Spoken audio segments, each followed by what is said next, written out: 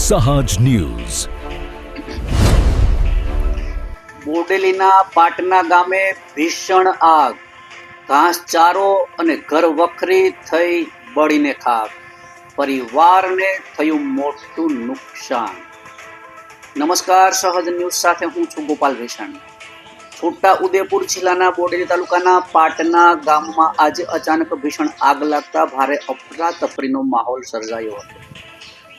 આગ લાગતાની સાથે જ ગ્રામજનો ઘટના સ્થળે દોડી આવ્યા અને પાણી તેમજ અન્ય સાધનોની મદદથી આગ પર કાબુ મેળવવાના પ્રયાસો હાથ ધર્યા હતા.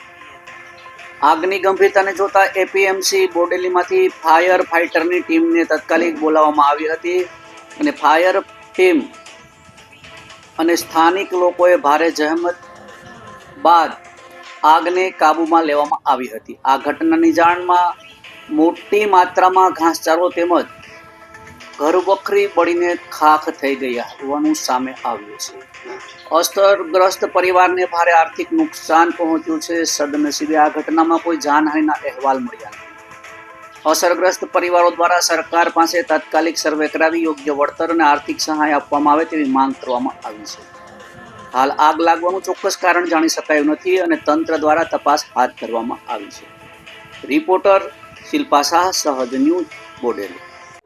અહીંયા મેં જો કે ઊંઘતેલો જ ઘર મેં, પછી એક જોડે કાકી કે હરી ગયો ગોળી મેલો બધા હરી ગયો એવું કરી બંધ ઓલા એમ એક ભાઈ આવીને કે લાઇટનો ફોલ થતો, પછી ધીમે ધીમે આગ વધારે લાગી.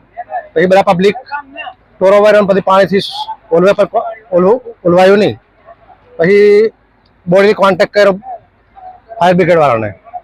પછી મોડા એ લોકો આવ્યા અને બધું ભરીને પ્લાસ્ટિક ચૂપતા પછી એ લોકો થોડું આવ્યા. પછી એક નગીનભાઈ રામજીભાઈના મકાનમાં આગ લાગી, એક મહેન્દ્રભાઈ ચંદુભાઈના મકાનમાં, એક દિનેશભાઈના મકાનમાં, એક સુભાષભાઈ દિનેશભાઈ બંને ભેગા રહે છે પણ મોટું મકાન હતું એમનું. મહેન્દ્રભાઈ ને બધા